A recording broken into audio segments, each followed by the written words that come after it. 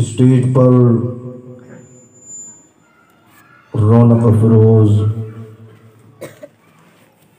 باوقار معزز علماء کرام،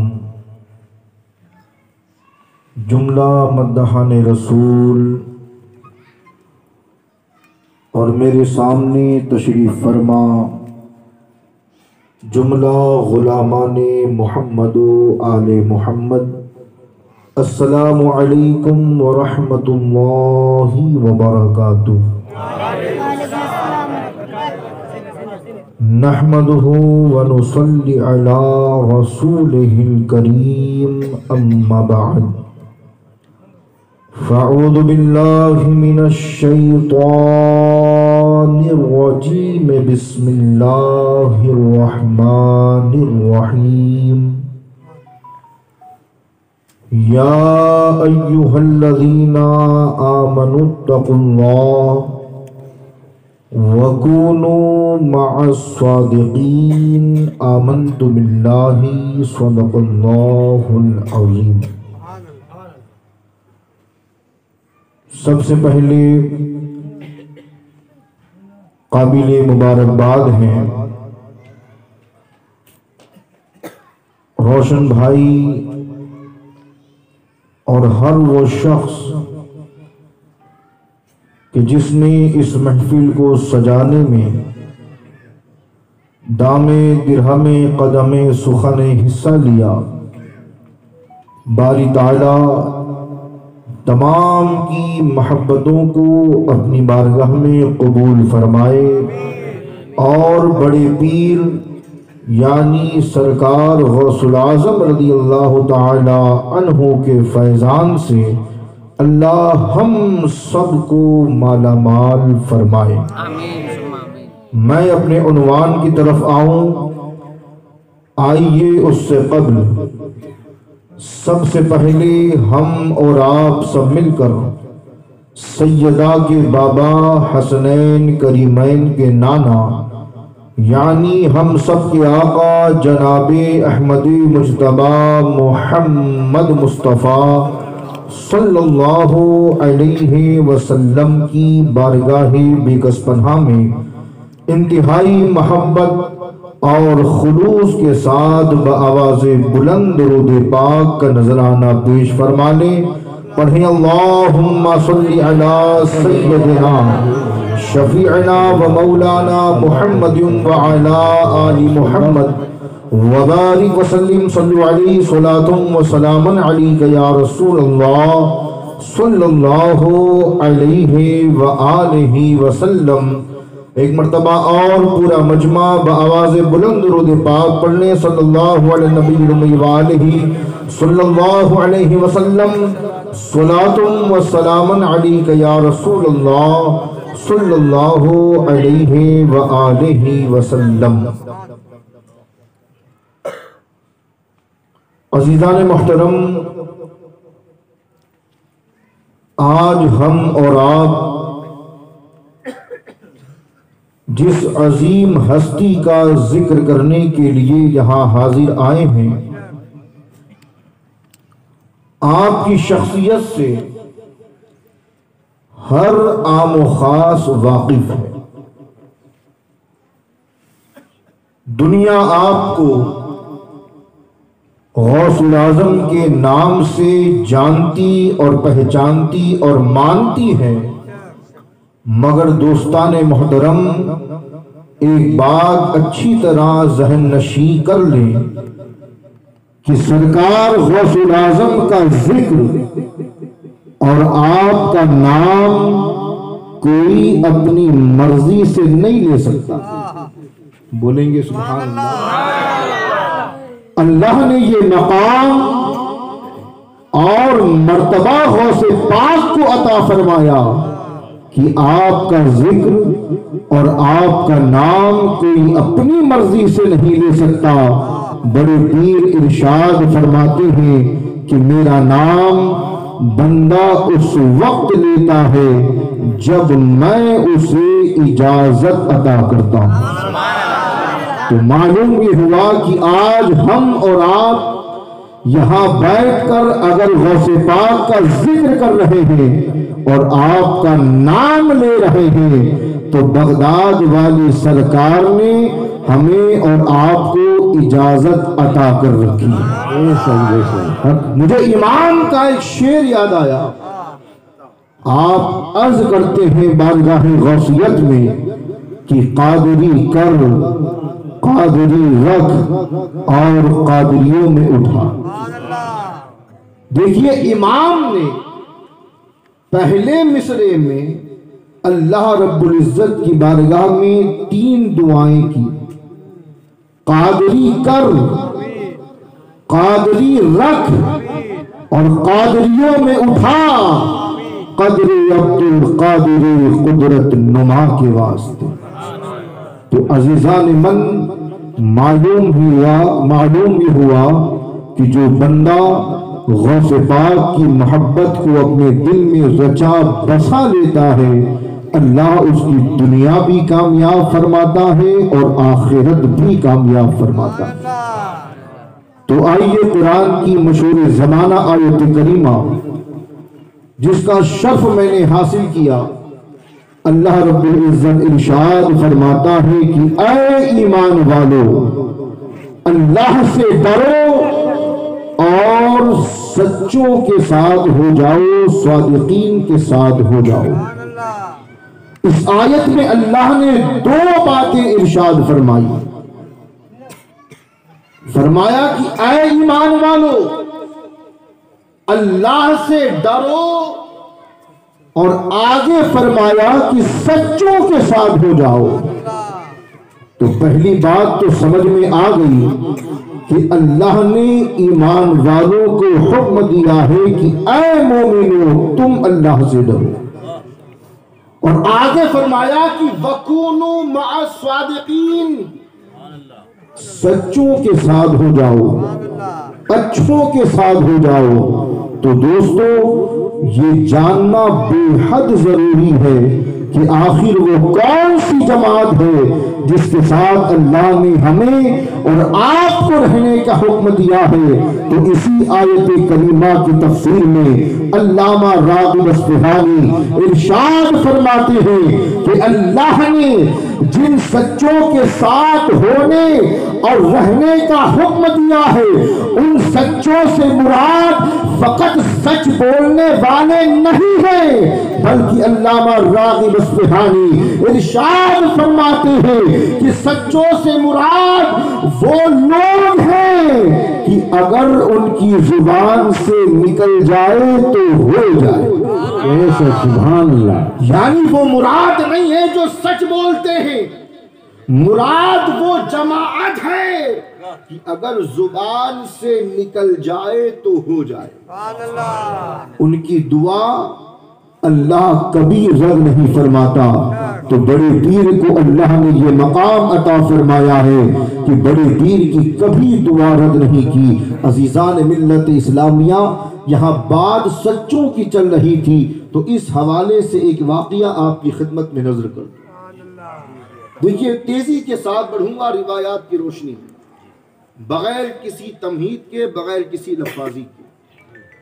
بات یہ ذہن میں رکھیں کہ سچے وہ ہیں کہ زبان سے نکل جائے تو ہو جائے۔ یہاں نکلا، وہاں اللہ نے قبول کر لیا۔ بڑے پیر کو اللہ نے ایسے خاندان میں پیدا فرمایا تھا کہ ننہال ہو یا دنہال، دونوں طرف اللہ کے ولی، نانا بھی اللہ کے ولی، نانی بھی اللہ کی ولیاں، دادا بھی اللہ کے ولی، دادی بھی اللہ کی ولیاں۔ اب بڑے پیر کی شان یہ ہے کہ آپ کے نانا حضرت عبداللہ سومعی، کیا نام ہے بولے؟ حضرت عبداللہ سومعی بہت بڑے اللہ کے ولی، اور آپ کے حوالے سے یہ مشہور تھا کہ آپ کی دعا کبھی رد نہیں کی جاتی۔ بول دو سبحان اللہ۔ مستجاب الدعوات، اللہ کبھی دعا رد نہیں کرتا۔ اب خانقاہ میں تشریف فرما، جو بھی آتا آپ اسے دعا دیتے۔ اچانک ایک دن ایک عورت اپنی گود میں ایک مرا ہوا بچہ لے کر کے آئی، کیونکہ سن رکھا تھا کہ اگر ان کے پاس جاؤں گی اور انہوں نے اگر دعا کر دی تو اللہ یقیناً اس بچے کو زندگی عطا کر دے گا۔ لے کر کے آئی، کہتی ہے حضور بڑا نام سنا ہے آپ کا، اور آپ کے حوالے سے پورے علاقے میں یہ مشہور ہے کہ آپ کی دعا کبھی اللہ رد نہیں فرماتا۔ میرا مسئلہ یہ ہے کہ یہ بچہ انتقال کر چکا ہے، میرے مرحوم شوہر کی نشانی ہے اور شوہر کا انتقال ہو چکا ہے۔ میں نے تو سوچا تھا کہ یہ بڑے ہو کر میرے بڑھاپے کا سہارا بنے گا، بڑے ہو کر بڑھاپے میں لاٹھی کا کام دے گا، لیکن حضور نہ جانے کیا ہوا، اس کی روح نکل چکی ہے، یہ انتقال کر چکا ہے۔ حضرت نے فرمایا خاتون آخر تو مجھ سے چاہتی کیا ہے؟ عرض کرتی ہے بابا بس اتنا چاہتی ہوں کہ آپ اس کے حق میں دعا کر دیں تاکہ اللہ اسے زندگی عطا کر دے۔ اب اس کی بات میں اتنا درد تھا، کرب تھا کہ رہا نہ گیا۔ اور دیکھیے ولیوں کی یہ شان ہوتی ہے کہ ولیوں کے در سے کبھی کوئی خالی نہیں لوٹایا جاتا۔ تو آپ نے فرمایا خاتون کچھ دیر یہاں پر ٹھہر جا، میں ابھی اپنے حجرے میں جا کر کے آتا ہوں۔ آپ گئے، جلدی سے لوٹ کر آئے، اور آنے کے بعد آپ نے فرمایا کہ اے خاتون اب اس بچے کی زندگی ختم ہو چکی ہے اور اللہ کے آگے صبر کے سوا کوئی راستہ نہیں۔ ان اللہ مع الصابرین، اللہ صبر کرنے والوں کے ساتھ ہے۔ اے خاتون صبر کر، اسے دفنا دے اور اللہ کی بارگاہ میں صبر کر۔ اللہ اکبر، وہ عورت بڑی امید لے کر کے آئی تھی، لیکن جب آپ سے سنا کہ آپ تو یہ کہہ رہے ہیں کہ زندگی تمام ہو چکی ہے، اب اللہ کے آگے صبر کے سوا کوئی راستہ نہیں، وہ عورت بڑی مایوسی کے ساتھ روتی ہوئی آپ کی خانقاہ سے باہر آئی۔ اب روایت کہتی ہے کہ بڑے پیر کے بچپنے کا عالم، کم عمری کا عالم، آپ بچوں کے ساتھ کھیل رہے تھے۔ جب غوث پاک نے دیکھا کہ روتی ہوئی گئی تھی اور روتی ہوئی واپس آ رہی ہے، جبکہ یہ تو وہ در ہے کہ اگر کوئی روتا ہوا آتا ہے تو مسکراتا ہوا جاتا ہے، تو آپ نے بلا کر پوچھا کہ اے خاتون اے مائی ماجرا کیا ہے، ذرا مجھے بھی بیان کر۔ خاتون کہتی ہے اے بچے بات ایسی کی ایسی ہے، پورا واقعہ سنایا۔ غوث پاک نے جب اس کی بات کو سنا تو آپ کو بھی بڑی تکلیف ہوئی۔ آپ نے سوچا بات تو صحیح ہے، اگر یہ بچہ انتقال کر گیا تو بڑھاپے میں اس کا سہارا کون بنے گا، اگر یہ بچہ انتقال کر گیا تو بڑھاپے میں اس کی لاٹھی کا کام کون کرے گا۔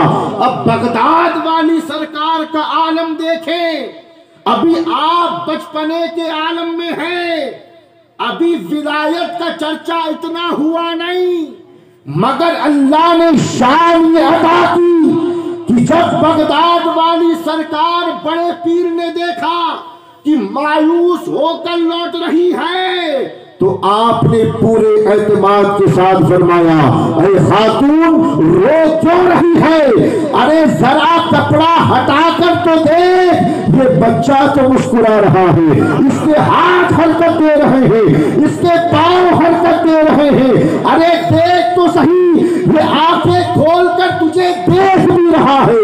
عورت نے کپڑا ہٹایا، کیا دیکھتی ہے کہ مرا ہوا بچہ زندہ ہو چکا ہے، اس کے ہاتھ بھی حرکت دے رہے ہیں، اس کے پاؤں بھی حرکت دے رہے ہیں اور وہ مسکرا رہا ہے۔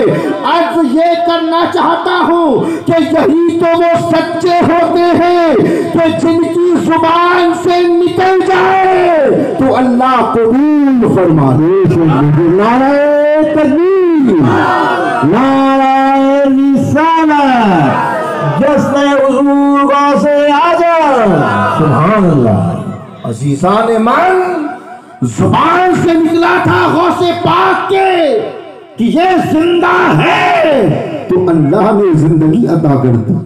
اللہ نے حیات عطا کر دی، جبکہ نانا بھی کوئی چھوٹے موٹے ولی نہیں تھے، اللہ نے انہیں بھی بلند مقام عطا فرمایا تھا۔ تو یہاں بات ختم نہیں ہوئی، جب آپ کے نانا کو پتا چلا کہ جو کام مجھ سے نہیں بن سکا میرے نواسے نے کیسے کر دکھا، بول دو پیارے، جو کام مجھ سے نہ بن سکا نواسے نے کیسے کر دکھایا۔ تو نانا تھے، آپ نے چھڑی اٹھائی اور تنبیہ کے لیے غوث پاک کے پیچھے دوڑنے لگے۔ روایت کہتی ہے کہ آگے آگے بڑے پیر اور پیچھے پیچھے نانا حضور۔ اب دوڑتے دوڑتے سرکار غوث پاک قبرستان میں پہنچے، جانے کے بعد دیکھا کہ اب بھاگنے کا راستہ نہیں، پیچھے نانا ہے، آگے راستہ بند ہے۔ تو آپ نے قبر کے مردوں کو مخاطب کر کے فرمایا کہ اے مردوں، کیا دیکھ رہے ہو؟ میرے نانا چھری لے کر مارنے آئے ہیں، میری حفاظت کرو۔ روایت کہتی ہے کہ 5 10 50 نہیں بلکہ 300 مردے قبر سے کھڑے ہو کر آپ کے ارد گرد ڈھال بن جاتے ہیں۔ جب آپ کے نانا جان نے آپ کی اس کرامت کو دیکھا تو عرض کرتے ہیں، فرماتے ہیں کہ نواسے، عمر میں گرچہ میں تجھ سے بڑا ہوں مگر مرتبے میں تو مجھ سے بڑا ہے۔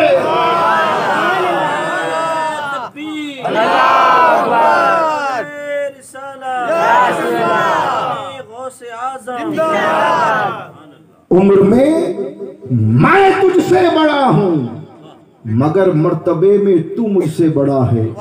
تبھی تو اپنے وقت کے امام نے کہا نا کہ جو ولی قبل تھے یا بعد ہوئے یا ہوں گے، سب ادب رکھتے ہیں دل میں میرے آقا کے۔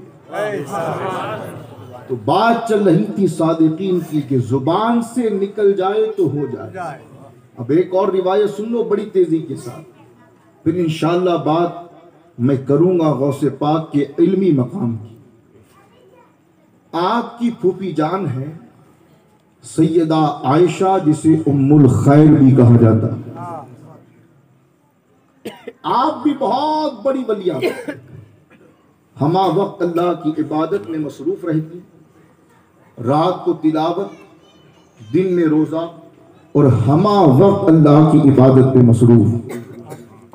اب ایک مرتبہ یہ ہوا کہ بارش نہیں ہوئی، اور آپ جانتے ہیں کہ اگر کہیں قحط پڑ جائے اور پورے سیزن بارش نہ ہو اور لوگ قطرے قطرے کے لیے ترسنے لگ جائیں تو حکم یہ ہے کہ نماز استسقاء ادا کی جائے۔